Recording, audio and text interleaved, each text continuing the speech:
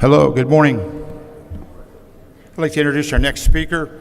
Our next speaker is Dr. Tyler Williams, Assistant Professor of Kinesiology at Samford University. Additionally, he's the coordinator of SamFit Community Fitness Testing Program at Samford. It's a program that provides fitness and performance assessments for athletes and community members in the Birmingham, Alabama area. Tyler earned his master's degree in exercise science and has a PhD in human performance from the University of Alabama. He's published in various peer-reviewed journals and conducts research investigating various resistance exercise strategy to enhance muscular fitness. Tyler is also a certified CSCS specialist and coaches competitive powerlifters across the country, across the Southeast region. He will present today on the applications of velocity-based strength training. Dr. Williams.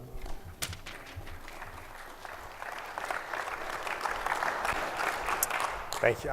Thank you for that introduction. That was very generous. Well, good morning, everybody. Very excited to be here today. Is there an echo? There we go. All right.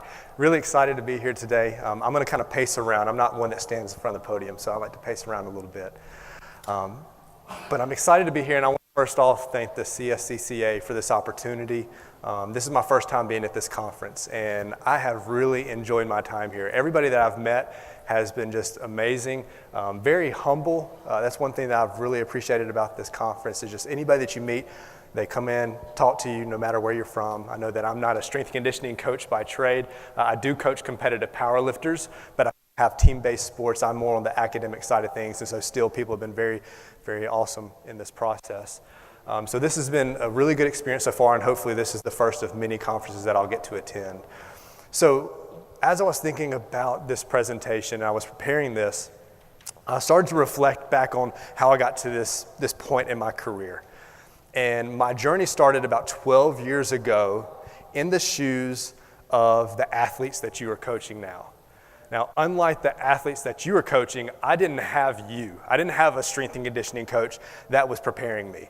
And so I was going into my senior year playing college baseball and had talked to scouts that said, hey, you have the potential to play at the next level.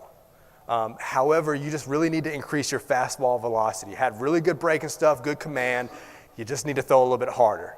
And so for me, I said, okay, I'll do whatever it takes. I just don't know what it takes. So I started thinking about, okay, how can I improve performance? I knew lifting weights. If you look at these Major League Baseball players, a lot of the guys throwing gas, at least at the time. Now, 95 is a norm, but back then, 95 was, top line. And so I saw a lot of these guys, pretty big guys. Well, if I lift weights, get strong, maybe that will allow me to increase my fastball velocity. So all summer long, all I did was lift weights, eat as much as I could, and I went from, when I checked out of my junior year, 191, I came back my senior year for physicals at 215 pounds. And not all of it was muscle by any means, and conditioning was awful in the fall. It was terrible. I felt like I was carrying another person. Did my velocity go up? A little bit. I hit 89 on the gun probably like 7 times. I never once dialed 90. At least to my knowledge. And so anyway, I did not go on to the next level, but what happened is I developed a passion for exercise. I developed an interest in how we can use exercise to cause the body to adapt to stress and to get certain outcomes. But I didn't know how to do it correctly. And so one of my friends who was a kinesiology major introduced me to the Essentials of Strength Conditioning textbook. And I was really fascinated by the concepts behind it and realized that there's a science to this. And so I was actually working in 2 years in sales and decided to reroute and go back and get my master's in exercise science, where I wanted to become a strength and conditioning coach because I wanted to stand in the place for the athletes that didn't have somebody to help them to get better and to perhaps achieve that next level. So that was my desire. Then I had a great mentor that just said, hey, have you ever thought about going on for a PhD and going into education? You're really good with the research. And I thought, this is an opportunity for me to perhaps educate the future practitioners out there. And I did like the research, and I see the benefit between what is research telling us versus the practical applications. Plus, the things that we learn anecdotally in the field helps us to design new research studies. So that's kind of my goal today as an academic and a scholar, is to help us to look at some of the applications of velocity-based training. What is the current research There's a lot of conceptual ideas out there, but I want to look to see, is the research supporting those concepts that's being laid out? And so the reason that I'm here today, I want to give a shout out to Sanford Strength and Conditioning staff. Witten was talking to them about some of the research that I did at Alabama with velocity-based training, and just to kind of tell them, hey, here's some potential utilization of this technology. And Coach Rowling was like, hey, have you thought about going and speaking at our national conference? And I thought it was at first just kind of a nice gesture. Hey, that was fun. And then like a week later, he sends me a proposal form to come and talk. And then the ball got rolling, and I'm here today. So very excited about that. So like I said, what we're going to talk about today is trying to explore into the research and try to investigate some of these concepts around velocity-based training. And as a researcher, really what I like to do is try to uncover the truth, right? The truth is out there, but each research study is like a puzzle piece. One research study is not telling the whole picture. It's just giving us a little bit of information that we can start to link together and see how this concept is actually going to be effective. So that's what I'm going to try to do today, is walk us through some of the research about some of these concepts on velocity-based training. When we talk about velocity-based training, we need to understand the idea of the overall strength training program. Most of today's conversation, because I'm more on the maximal strength side of things, working with competitive powerlifters, is going to be around the strength aspect of the programming, but we'll also tie into a little bit about development of power and speed and so forth. So when we're developing a training program, there's a lot of different variables that we all know we need to account for.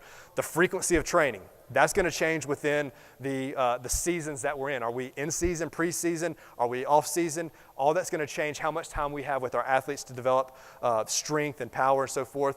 Also the exercise, which exercise is going to have more of a transfer over to the skill of the athlete, which one is appropriate for them based off of their development currently. The volume, the workload that's being placed on the athlete is important. When we're in season, we have to manage fatigue so that way the athletes are ready and prepared to perform on the field. That's very important for us to regulate the training volume. The rest periods between sets are going to develop certain metabolic adaptations, right? If we're resting for shorter periods of time, a little bit more of the endurance-based side of things versus resting longer, we're able to develop more strength, so that's going to have metabolic demands that are different. And then the intensity. The intensity of the training program is often very difficult for us to quantify at the individual level for the athlete. And intensity is just basically how hard is the athlete working. So when we look at that, we can look at intensity being quantified in three different aspects. We most know intensity from a strength training program being the load that's lifted, right? We talk about it as like a percentage of a maximal load that an athlete can lift. That's going to determine the intensity. The heavier the load, the greater the amount of force that has to be produced to be able to perform that lift through the concentric phase of that exercise. Also, another aspect of intensity is going to be exertion, right?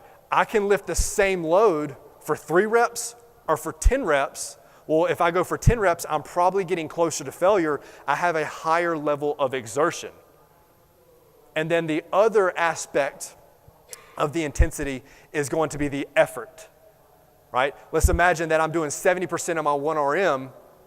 Well, I can give about 70% effort and still move that load through the entire concentric phase of the lift. But what about if I give a 100% effort, a maximal effort? Then I'll probably have greater training adaptations. And the research shows that, yeah, that's actually the case. We'll look at that.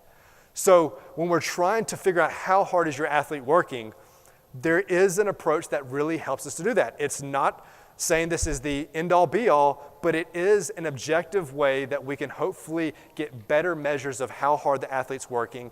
And repetition velocity is one metric that we can look at to quantify the effort, the load, and also the exertion of the athlete. Okay, so first off, what is repetition velocity? When we're looking at the velocity of a repetition, we're looking at typically the barbell movement and how fast that barbell is moving through the concentric phase of the lift. And velocity is the distance or displacement of the barbell from one point to the other. So if we take the bench press, from the bottom of the bench press off the chest to a lockout position, there's a distance for each athlete. And how quickly did that bar travel, right? If I perform the bench press, for the athlete, it should stay pretty consistent. but depending on the load lifted or the effort given, the time that it takes to get there is going to be different. And we can look at the velocity of the movement. There's a lot of different technologies that we have access to. A lot of vendors that you've probably walked through their booth are talking about ways to monitor velocity. So we have anything from our 3D cameras that are tracking velocity where you can have it integrated into your actual squat rack. Pretty awesome technology. The user interface is right there for the athlete to see real-time feedback. You also have linear position transducers, which we can see up here in the top right, where we have a device that is attached to a plate on the ground or can be grounded, and it has a string that is attached to a barbell. And it's measuring, Brian Mann used a great analogy. It's basically a fancy stopwatch and tape measure, because you're measuring the distance and then how quickly it's being moved. And that's a linear position transducer. A lot of different companies are making those now. And then we have some accelerometer technology where you can attach it to the barbell. Somewhere you can actually attach it to the limb of the athlete. Now, each of these technologies come at their own price points. And because we do have more technologies coming out, it is starting to become a little bit more affordable, but that is probably one of the biggest limitations for utilizing this technology is the cost of the equipment. And we'll talk about that in a little while. So there's different measures that you get when you're looking at velocity. You get a peak velocity. This is going to be the highest velocity that is achieved during the concentric phase of the lift. You also will get a mean velocity. This is going to be the average velocity across the entire concentric phase of the lift. So one is the highest velocity measure, and one is going to be the average of that. Your mean velocity is going to be lower than your peak velocity. And then you will see this more in the research than you will probably with the devices that you will utilize in practice, the mean propulsive velocity. Especially a lot of the research that is coming out of Spain with Gonzalez Badillo and Sanchez Medina and Izquierdo, they're using mean propulsive velocity. The difference between that and the mean velocity is looking at the entire concentric phase. The mean propulsive velocity is only looking at the propulsive phase of the exercise. So during a really light load lift, so let's say 20% of 1 RM, you're going to spend a lot of time decelerating the bar so you don't, say on the bench press, hyperextend your elbow or pull your shoulder out of socket. So you have to actually decelerate. You're actually providing force to decelerate towards the latter half of the lift. So it only accounts the propulsive phase in 20% of 1 RM on the bench press accounted for about 76% of the concentric phase of the lift. The rest of it was to decelerate the braking phase, okay? If we look at the loads at 80%, we can see that because we're having to provide more force because of that load, that the decelerated phase actually will disappear here. Because the slowing down of the lift at the top is more due to the effects of gravity and not so much the athlete having to decelerate the bar. So we can see it disappears. If we look up here, the mean velocity, the mean propulsive velocity at 20% is a little bit different because of that braking phase.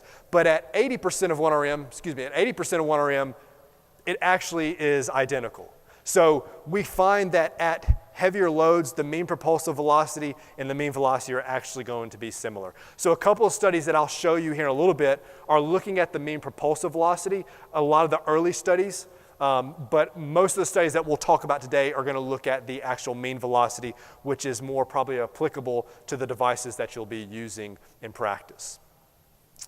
All right, so what we're going to do today, there have been 3 pretty awesome papers that have come out on applications of velocity-based training. The first one came out in 2014 by Jovanovic and Flanagan, titled Research Applications of Velocity-Based Strength Training. And they laid down some conceptual ideas about how velocity can be used when working with athletes. The next paper came out in 2015. Brian Mann and colleagues came out with this paper in Strength and Conditioning Journal, Velocity-Based Training for Football. And then the last one just came out a couple of months ago, and it's titled Autoregulated Resistance Training. Does velocity-based training represent the future? And this was done by Nevin. So what we're going to do is I've identified 5 central themes from each of these papers where they're talking about the same thing, and we're going to go through and dive through the research to see, do these concepts Are they supported by the research? Are they holding true? That's the purpose of today's discussion. So the 5 topics, I've kind of developed them into questions. The first question we need to ask is, can velocity be used to prescribe training loads? Can it be used as a substitute to a percentage of 1RM? Can velocity monitoring increase effort and motivation in our athletes? Can the load-velocity relationship accurately predict an athlete's 1 repetition maximum for an exercise? Can velocity be used as a tool to determine daily readiness for that athlete to perform in their training session? And then the 5th one is, can velocity be used as a method of volume auto-regulation? Can we regulate the training volume within a session using velocity? So those are the 5 questions that we're going to attempt to go through today. All right, so the first one, let's take a look at, can velocity be used to prescribe training loads?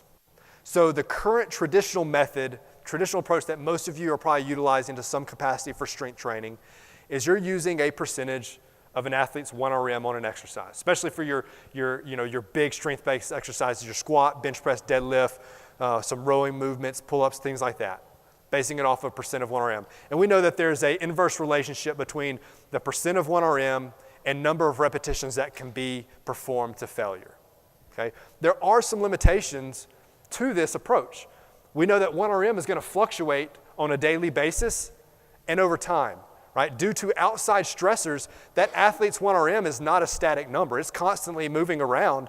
If I can do a 1RM on the back squat at 500 pounds today, doesn't mean that I can do it tomorrow or I could do it next week.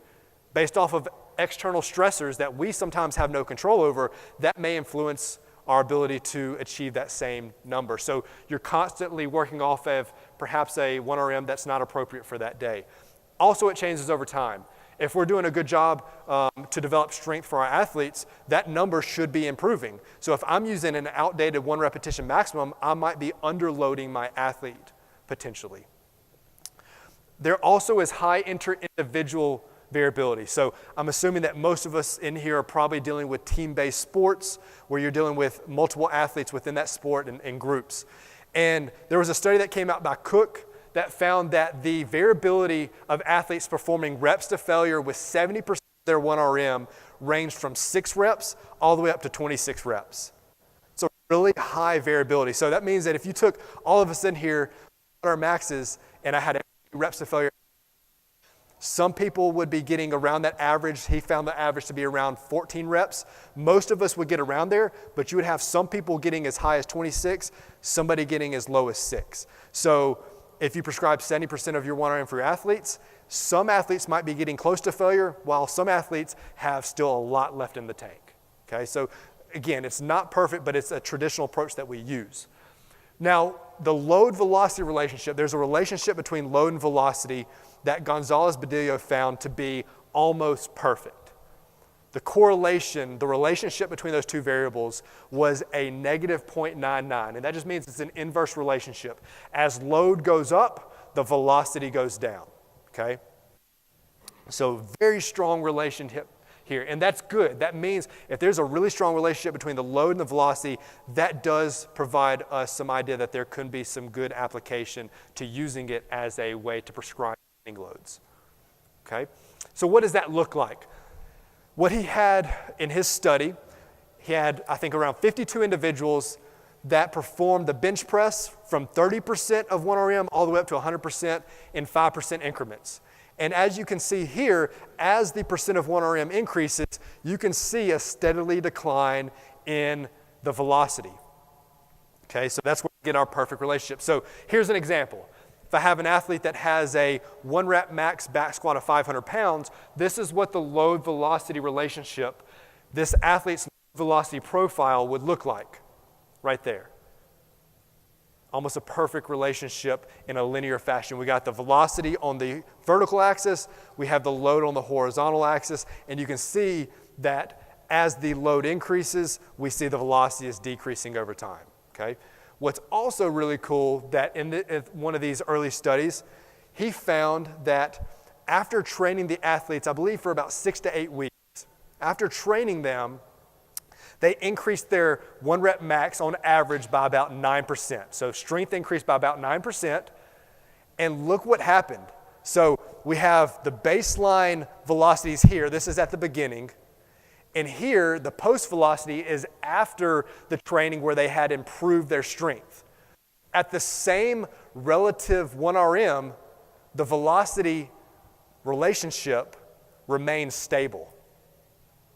Okay, so as athletes got stronger, at that same relative 1 RM, they're still moving at the same velocity, right? It's a different load because their 1 RM's higher, but the same relative strength, the velocity relationship remains stable. Okay, here's an example in that study. This is one of the participants who had a 11.8% increase in strength. And look here, we got 2 lines, and it's kind of hard to see the 2 lines because they're almost overlapping. That the time point 1, the solid line, is almost identical to the time point 2. And that means that the velocity relationship remains stable even with changes in 1 RM. So again, that's good news. Good news. Okay? So a question then is, do load velocity profiles differ among exercises? All right, that was the bench press exercise. And also, too, I want to note that was performed on the Smith machine. That's one of the big limitations to a lot of these early velocity studies, that a lot of these studies were done on the Smith machine, which makes it very easy to control because it's all vertical movements. And so therefore, there's going to be difference kinematically between a free weight exercise, which is going to be more applicable to the athletes you're coaching, versus a Smith machine. We'll see that's where some of the discrepancies lie in the current research versus the previous research that was coming out.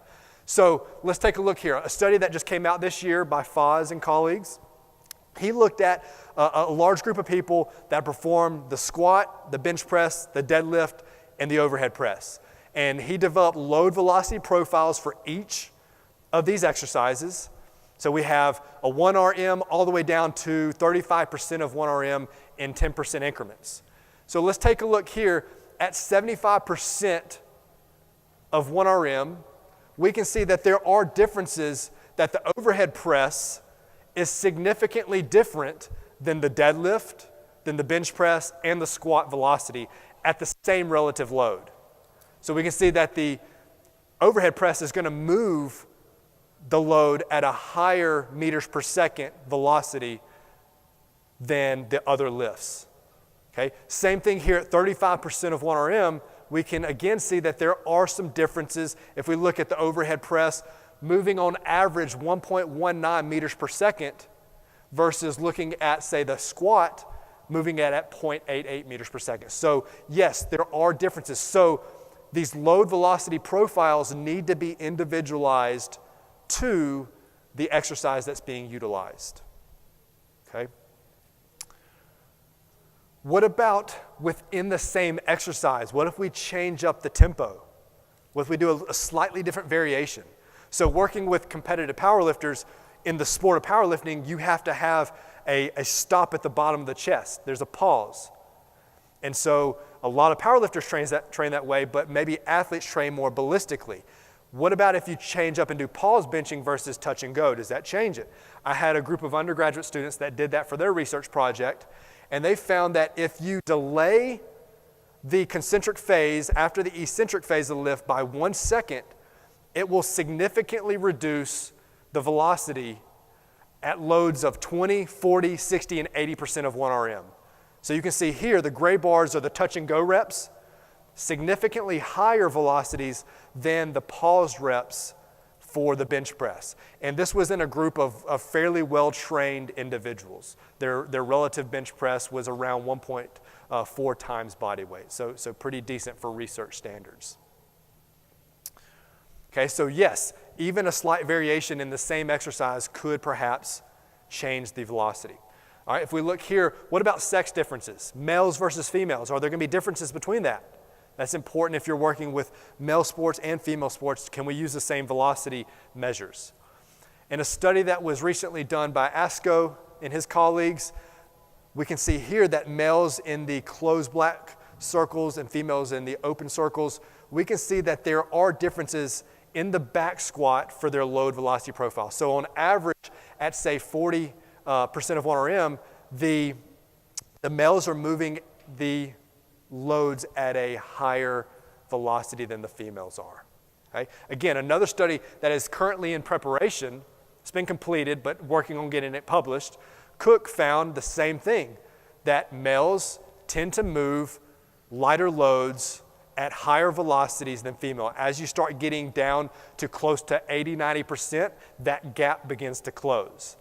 Now, these authors both mentioned that it could be sex, but it could also be differences in training age and relative strength. So the males on average in both studies had a higher training age, and also relatively compared to body mass were stronger. So that could be an explanation as well.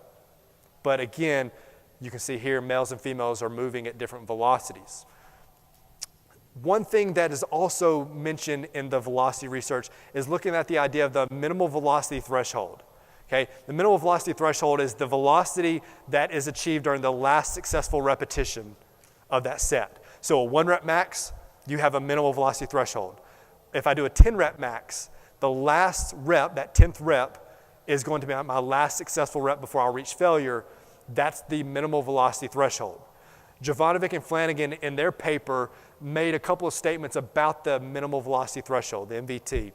They said that it is exercise specific, which we would agree with now that we've seen those load profiles. We can see that, yes, there are differences amongst exercises. Also made the claims based off of Izquierdo's study that the MVT during a 1 rep max and an MVT during a multi-repetition set to failure are going to be exactly the same. And then also, too, based off of the study that I've already showed you with Gonzalez-Badillo, the MVT at 1RM remains stable even though strength increases. We've already seen that.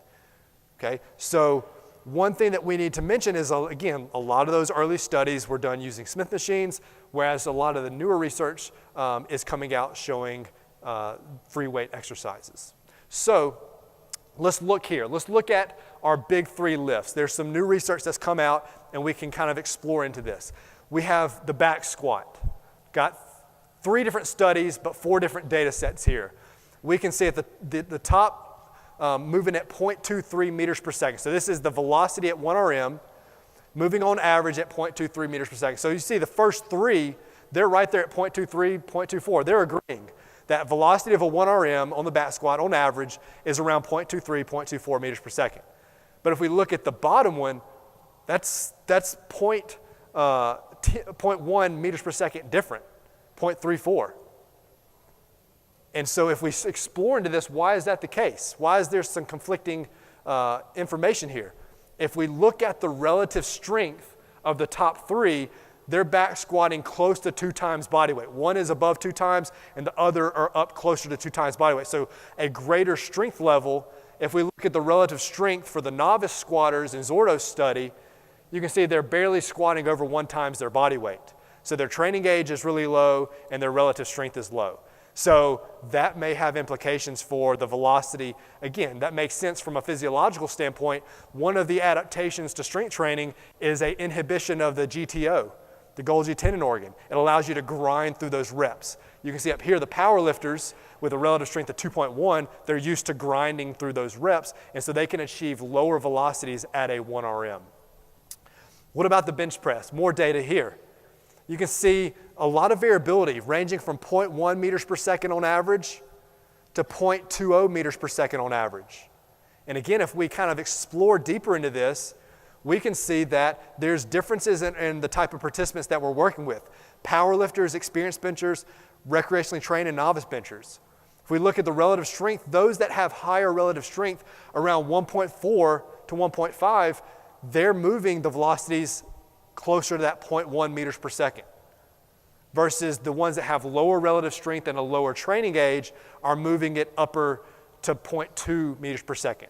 Okay, so again, agreeing there with the back squat, that training age, your individuals, your athletes that are going to have a higher training age and a higher relative strength are probably going to be moving the 1 RMs at slower velocities, being able to grind through it. And we have 2 studies that have looked at the deadlift, and they continue to agree that if we look at power lifters with a higher relative strength for deadlift, they're going to be moving the velocities at lower meters per second than those that don't have the training age or the relative strength.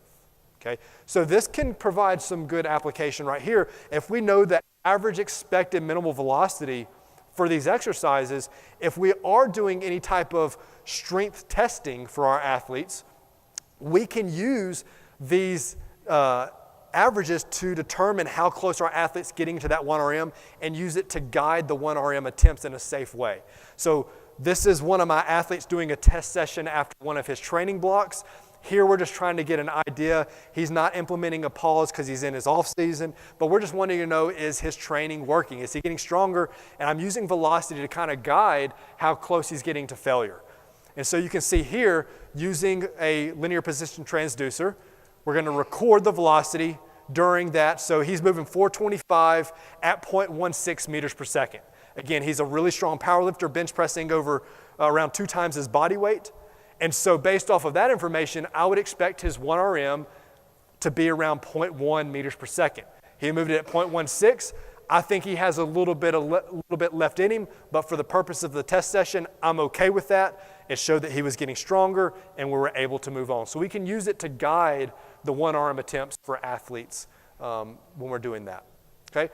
What about our MVT at 1 RM and repetition maximums the same? So if I do a 1 RM versus a multi-repetition max to failure, do we get the same velocity during that last repetition? The previous study by Izquierdo said yes, they are the same. So in the bench press, the MVT at 1 RM was 0.15. When we're looking at the MVT during our reps to failure set, he did multiple sets to failure on different days. 60%, 65, 70, and 75% of 1 RM to failure. And you can see here, the velocities at all those sets ended at 0.17 to 0.18 meters per second. Statistically, that was not different from the average velocity at 1 RM. So he said they're the same. What about in the half squat? They did a half squat instead of a full squat. They looked to see the velocity for the half squat was 0.27 meters per second for the 1 RM. When we look at the velocities for the sets to failure, they're at about 0.32, 0.31. Statistically, they were not different than the MVT at 1 RM. So again, claim that there's no difference in velocity at 1 RM versus taking a multi-repetition set to failure, which could have some implications if we're trying to control training volume, making sure our athletes aren't achieving failure and inducing more muscular damage and fatigue. Okay. What about the new research? What is that saying? Okay. Again, Izquierdo's study was done on the Smith machine. We got 2 studies that have used free weight exercises. So here, Ormsby, a study that just came out this week, found that the MVT was higher during a set to failure at 70% compared to the MVT at 1 RM. Okay, you can see in experienced and novice benchers, again, we can see the experienced benchers have lower 1 RM velocities, and they're going to have a little bit lower velocities in a set to failure. But you can see, even though they didn't compare them statistically, if you were to run the stats on this, I would almost guarantee that the MVT at 1 RM and the MVT during that repetition max failure set are going to be different. Okay? This is a study that I did for my dissertation, and again, had a group of powerlifters. Our MVT at 1 RM was moved at 0.11 meters per second. The MVT during a 70% repetitions to failure set on the bench press moved at, on average, 0.21 meters per second. And statistically, those 2 were different. So we can say that the MVT for repetition max to failure set is different than the MVT for the 1 RM. So you should not be able to substitute those out based off of the 2 studies that we have at least to date on free weight exercises. So when we're prescribing loads, kind of a summary here, the load velocity profiles that we do for our athletes should be individualized. They should be individualized based off of their training age, based off of their perhaps relative strength, and also perhaps based off of their sex.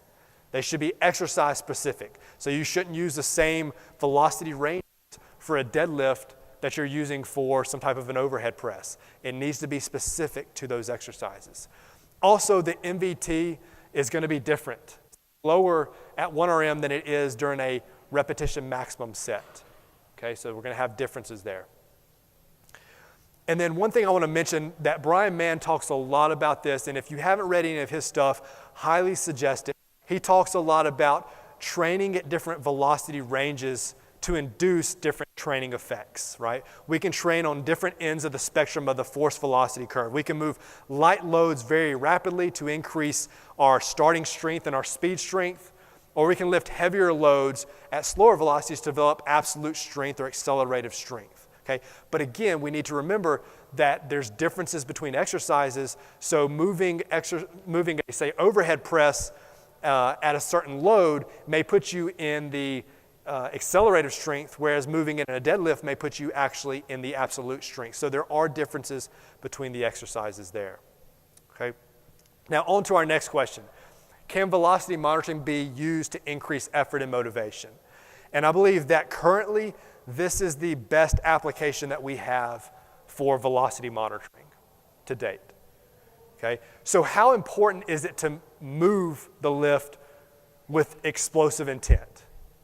Well, a study that was done by Gonzalez Badillo, he broke his participants into two groups. One group was the maximal intention group, where they were able to move and instructed to move the lift through the concentric phase as fast as possible, as explosively as possible. The other group was instructed to move it at half intent, and they used velocity to determine what that looked like. So one group was as explosive as possible. The other group was moving at half of that speed during the bench press. It was a 6-week training study. They trained for 6 weeks, 3 times a week on the bench press. And then they equated the volume between groups, so there was no differences in volume or the percent of 1RM. The only difference was the intention to lift it. And after the 6 weeks, they were looking at comparisons between the 1RM and the velocities that were achieved during their incremental load velocity profiles. And so what we can see here is that changes in 1RM occurred in both groups. Both groups got stronger.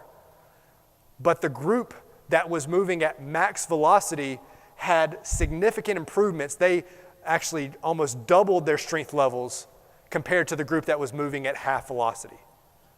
And if we look at the load velocity profile, again we can see that the max velocity group significantly outperformed the group that was moving at half velocity. So the intention to lift is going to give greater training adaptations than lifting at slow velocities. So based off of that, what if we can give feedback about how the athletes are doing? And if we think about it, our athletes grew up in an era where they probably have a very similar hobby. In their time that they're not spending with you, what do you think they're doing? They should be studying. As a professor, that's what I think they should be doing, but we know that's not true. Okay? They're probably playing video games. All right? Here's an example. I just wanted to kind of show you this. Here's an example here. This is Guitar Hero. And see what the athlete's getting. They're getting feedback. They're getting points racked up here. You'll see little phrases pop up that let you know how well you're doing. So they're getting instantaneous feedback that's going to motivate them and keep pushing them. They're trying to beat the high score. Athletes drive based off of the competition. So what if we can give them that same feedback in their training? Will it increase their motivation and effort?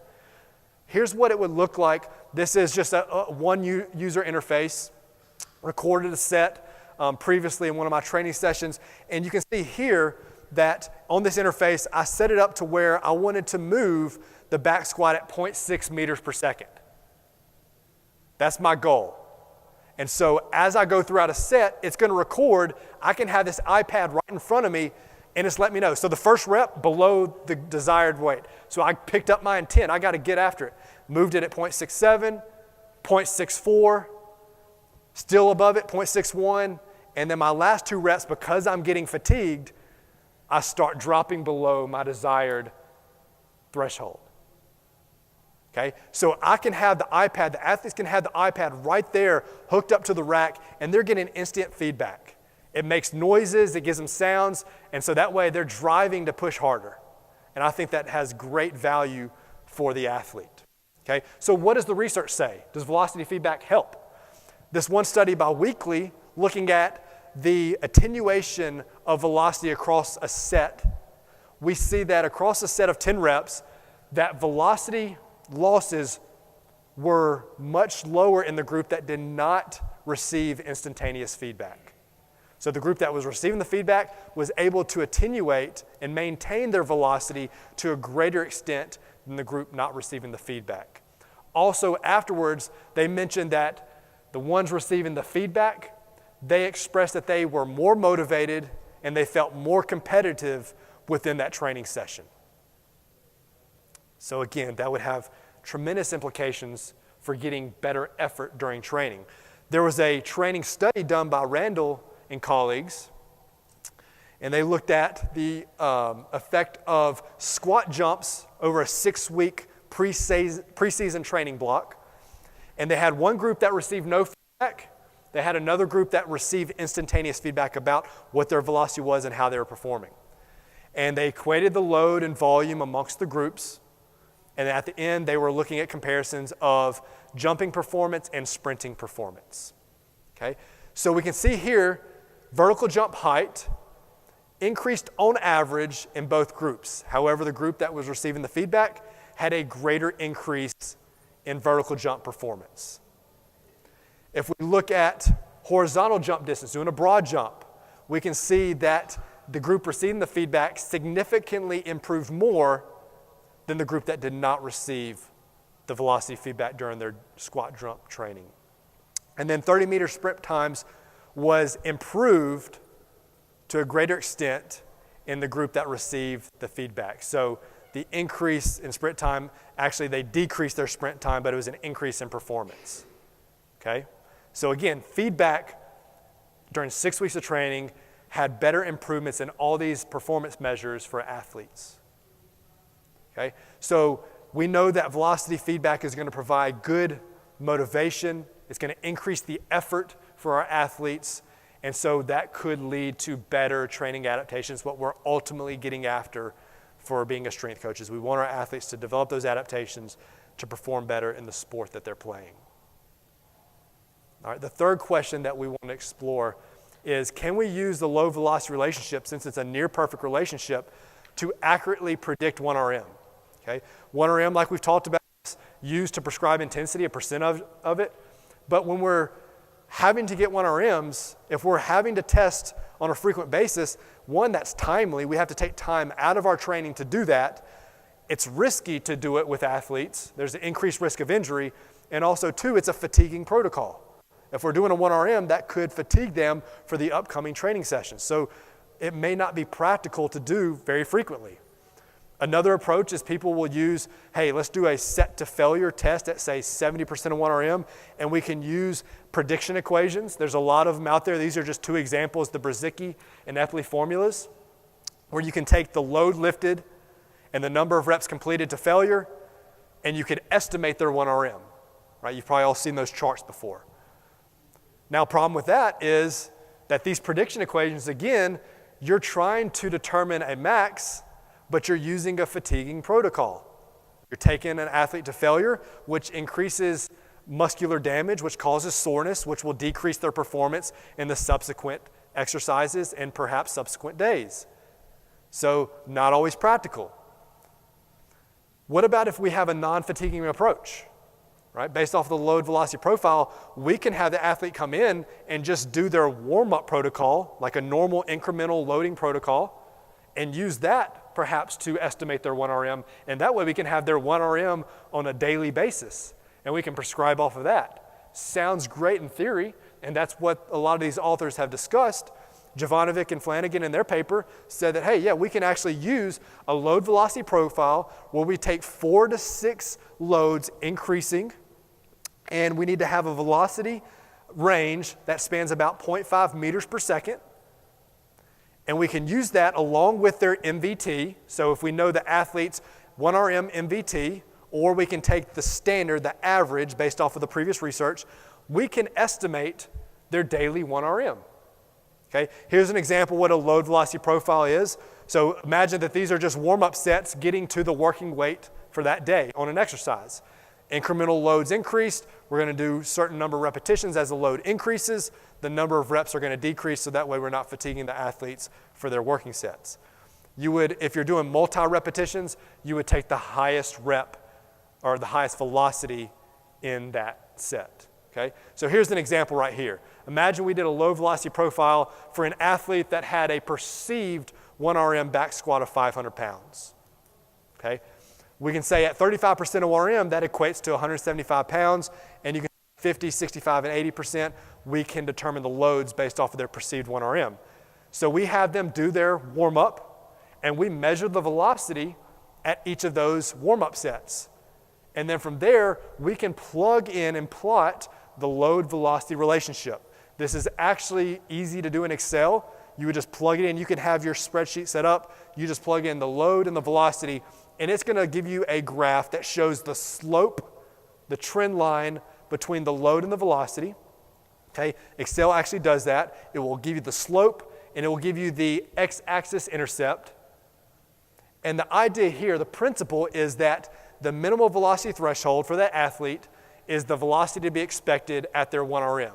So we follow the trend line of the velocity relationship, and when it intersects with their expected velocity of 1RM, that's where their max is. So if we just draw a line straight down from where this intersects, we would be at 580 pounds. But Excel actually will calculate that for you very easily. In Jovanovic's and Flanagan's study, they tell you the procedures of how to do this very easily. They show you the formulas and everything. Okay? So easy to do. Now, does it actually work? Does it actually work? That's the question. Okay? And so a couple of studies. This was part of my dissertation. I looked to see if we could actually do this. And so here, looking at the study, I took power lifters, and I put them through this protocol where they came in and they did a low velocity protocol just like we laid out. They did 2 reps at 40%, taking the highest velocity of that, 2 reps at 55, 1 rep at 70, 1 rep at 85, and then we had them, after 5 minutes of rest during their warm-up sets, attempt and achieve a successful 1RM attempt. Okay, so we got their 1 rep max. And what we did is we did the exact protocol I just showed you to estimate their 1RM, and if we do comparisons, we can see that the 1RM, their actual 1RM, and their estimated 1RM were actually different. So the estimated 1RM using the load velocity protocol actually overestimated their 1RM. How much? Okay, this is an error analysis. It lets you know the error for each individual off of the actual 1RM. The average difference in the participants was 7.8 kilograms. So it overestimated their 1RM on average by about 7.8 kilograms. When we look at the 95% limits of confidence, that means like, okay, if I estimate it's a certain load, what can we be 95% confident that the actual 1RM would fall within? And so we can set up an example here to say that, okay, based off of my data, if an athlete comes in, does an exercise, estimated 1RM is 150 kilograms.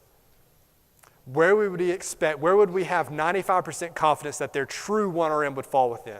Well, based off of our limits of agreement, we can say that their actual 1RM, we can be 95% confident, would fall somewhere between 144.2 and 171.4 kilograms.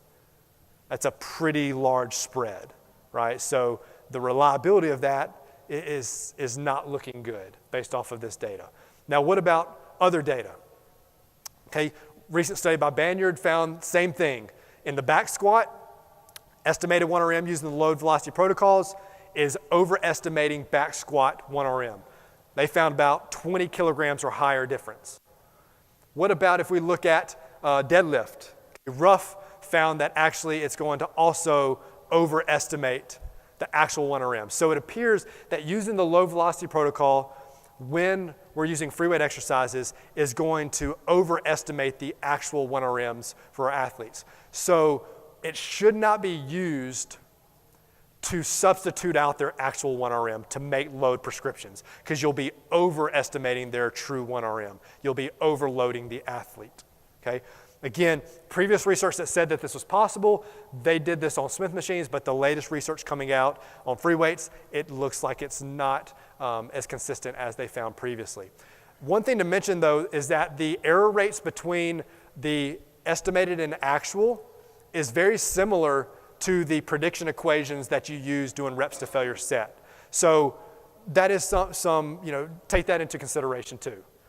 Now, one thing that I didn't mention is that the estimated 1RM and the actual 1RMs were very highly correlated, which may have some practical applications in our next point that we're about to get to. Okay?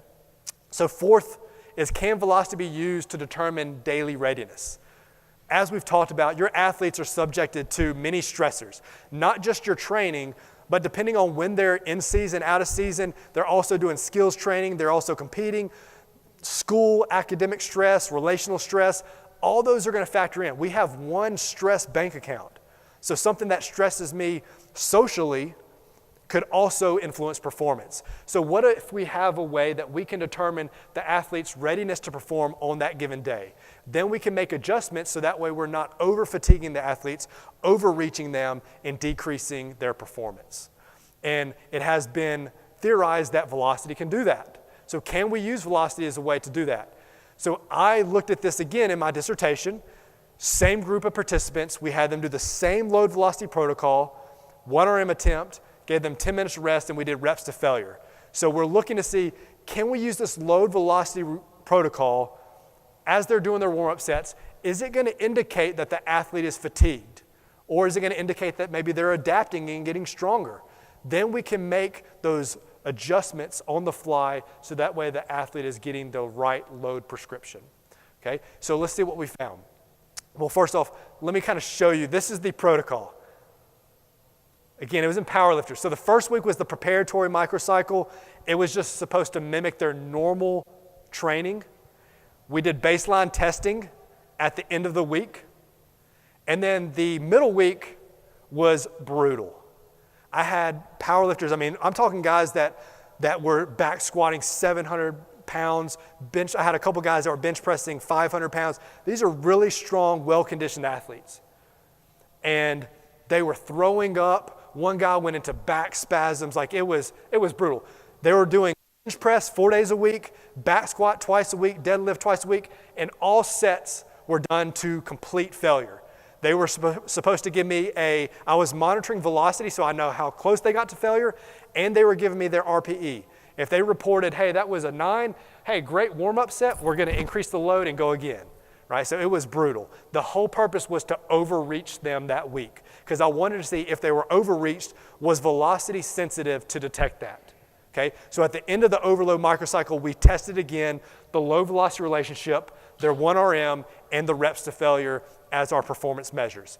Then we did a taper microcycle where we reduced their training volume and training loads, let them recover, and we were looking to see could velocity indicate that they had recovered back. That's the idea. So what do we find? Okay, we found that velocity at 40, 55, 70, and 85% was changing. We found that at the overload week, after the overload week, the velocities were lower than they were during the baseline. So it was sensitive to detect that fatigue. At the taper week, velocity had rebounded and come back up to the same level as baseline. So it indicated that they had recovered. What about their strength levels? Okay, again, strength levels followed the same pattern. Even though the overload 1RM was not statistically different than baseline, it was a almost 3% change on average. It was trending towards significance.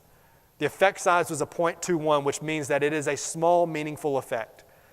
And again, work by Andy Fry previously found that velocity and speed-based measures will start to decline quicker than maximal strength measures. So it could be an early indicator. Right? So we can use velocity as perhaps an early indicator. If we continued this overreaching microcycle, they might have continued to see declines more in their maximal strength. What if we look at just like one set? Instead of doing a whole profile, what if we just do one set, say 70% of 1RM, work them up to 70%, get your velocity measure. We can see here, again, significantly lower velocities after the overload week, and it rebounded at taper. Let's look at reps to failure at 70% of 1RM. Again, it follows the same pattern. We can see a 13.8% decline in velocity, and we see a 10.6 decline in the reps to failure completed. So velocity appears to be sensitive to detect fatigue after overreaching week of training. So this is what estimated 1RMs compared to 1RMs. Again, we can see that it follows the same pattern. So you can use that load velocity profile.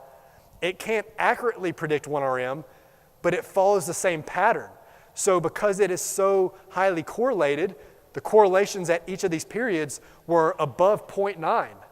That's a very strong correlation. So it follows the same pattern. You can get an estimated 1RM and use that. If their estimated 1RM is going up, that could indicate that their actual 1RM is increasing.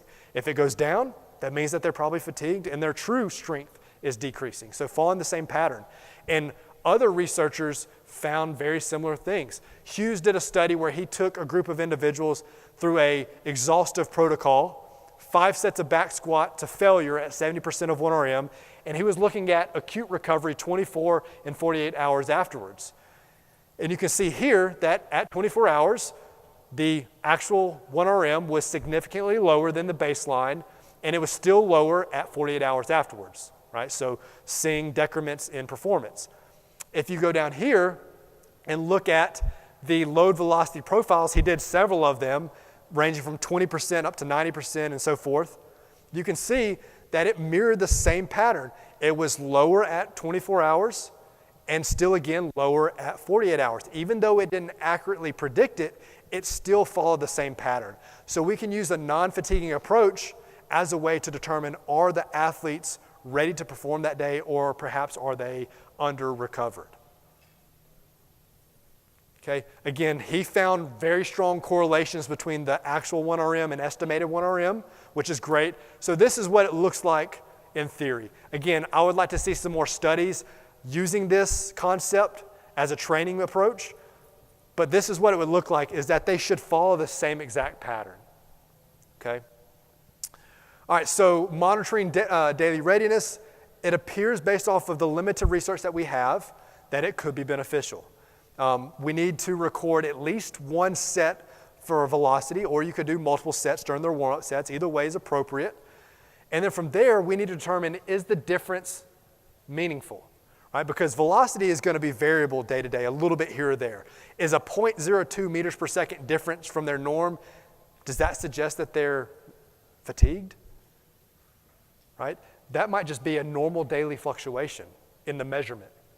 So what Banyard said is, hey, you can use maybe these smallest detectable differences, or you might have heard of the smallest worthwhile change. Basically, what is the smallest meaningful difference that might indicate that we need to make adjustments? And so they said, based off of their data, this is the back squat. If we have an athlete, say, do 60% of their 1RM, and we're measuring the velocity, and that's our metric. Every week we're doing that. And the athlete is constantly moving at, say, 8 meters per second. If we see a decline by about 0.06 meters per second or greater, that's significant enough to say that athlete is probably under-recovering, assuming that they're giving maximal effort. So as a coach, I'm going to say, hey, have a conversation with the athlete. What's going on? Coach, I didn't sleep good, had 3 tests this week, my girlfriend broke up with me, all this, okay, would it benefit me as a coach to make him go through that entire exhaustive exercise and just fatigue him more? Or should we say, hey, let's back off of your volume a little bit today and see if he recovers and he's better performing in the next session? So we can use that perhaps as a way to make an adjustment. Okay, so here's how that would work. If velocity is above the SDD by about 0.06, indicates, hey, maybe there's adaptation and progression taking place. If it's significantly below the SDD for that percentage, then perhaps that's an indication of fatigue. The athlete is underperforming. Okay? All right, and our last thing that we're going to look at is, can velocity be used to regulate training volume? So fatigue management is crucial in what we do, especially when we're in season. Priority is that the athlete performs well in the sport. And if we're fatiguing them in the weight room and they're not performing well because of that, then we're not doing our job well. So can we better manage fatigue within the training session and across maybe just a training set? Also, too, when we're training for different outcomes, hypertrophy, strength, and power, there's a certain amount of fatigue that's necessary to elicit those adaptations. We have some scales that are subjective, okay? Zordos, he came out with the scale using the RPE system based off of repetitions in reserve. Subjectively, the athlete tells you how many reps they think they have left in the tank. But again, that's subjective.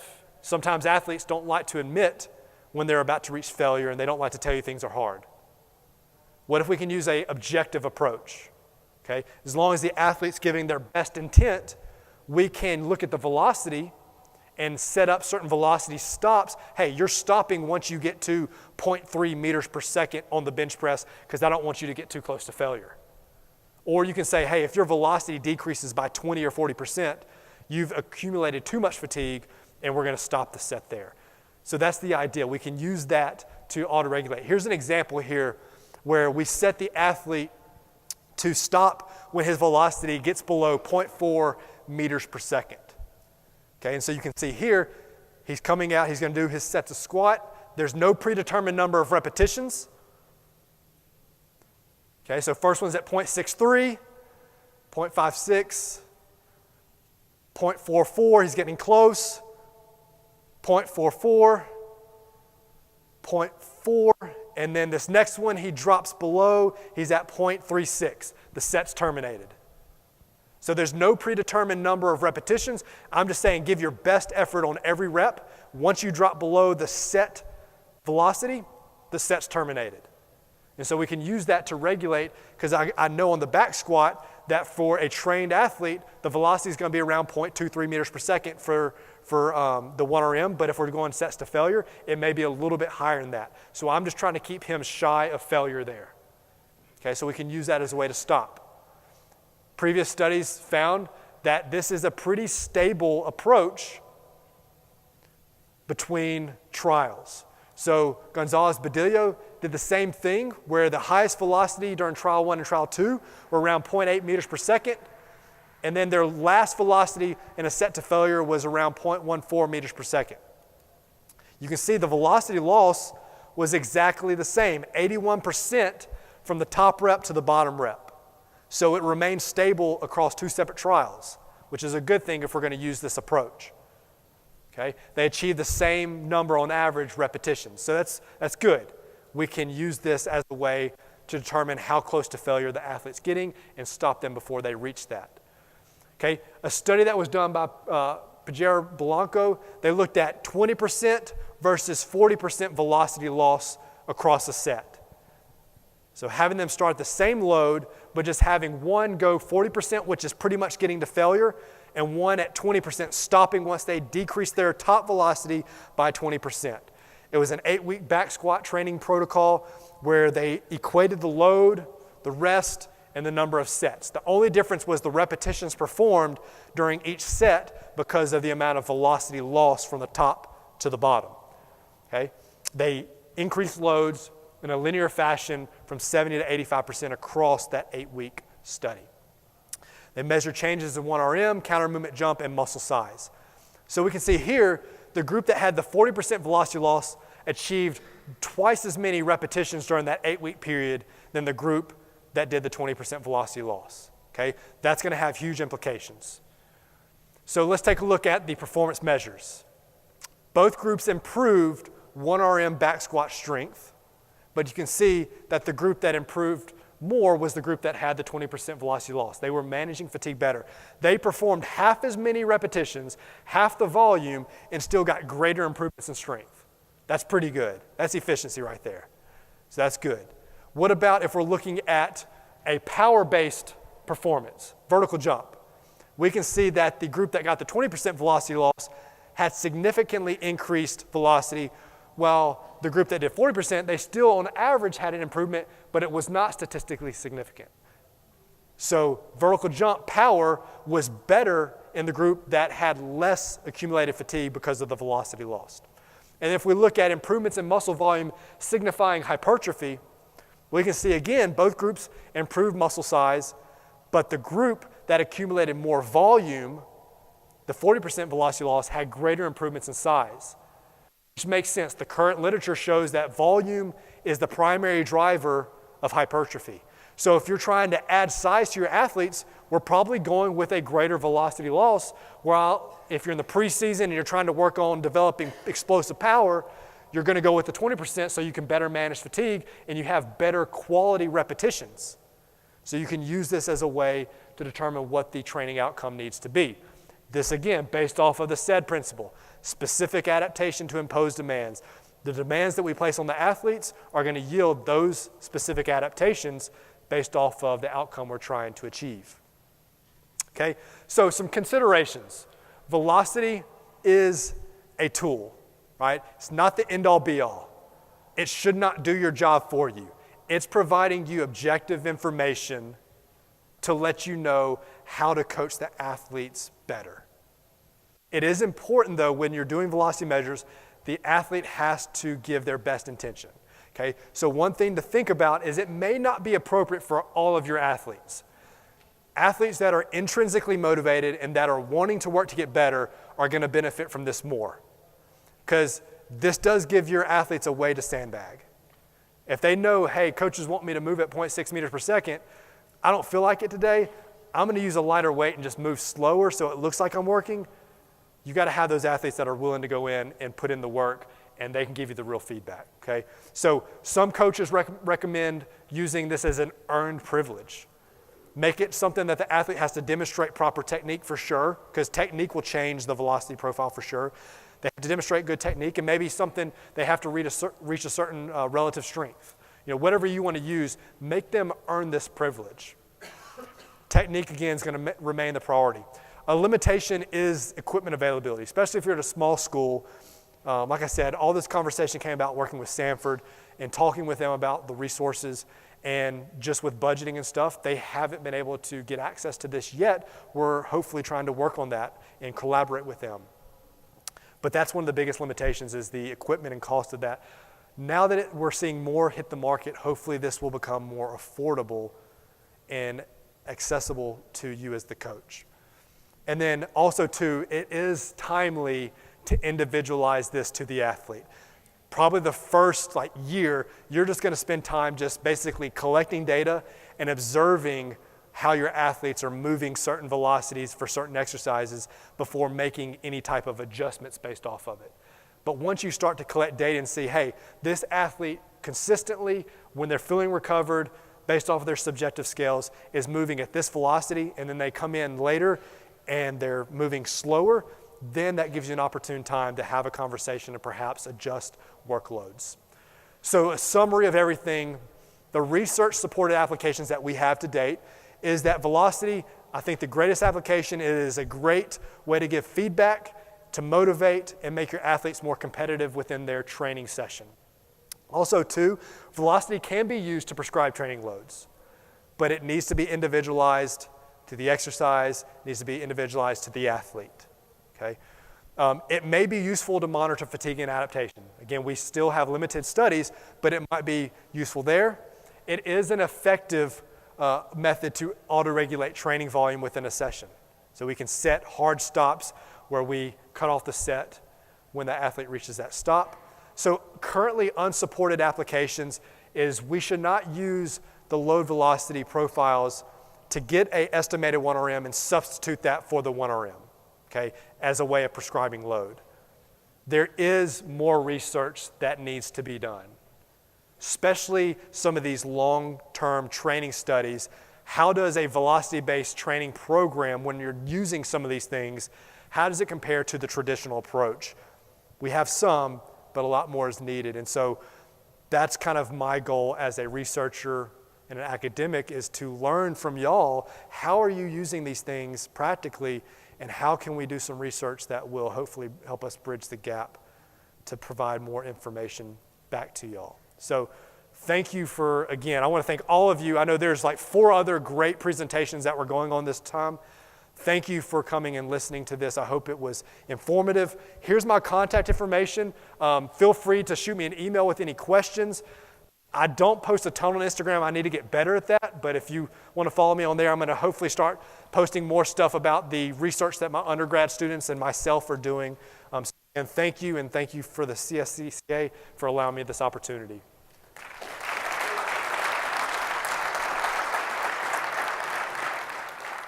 And I'll hang around if anybody has any questions, wants to chat. I'd love to hear, if you're using Velocity, I'd love to hear how you're using it. Thank you very much. Absolutely.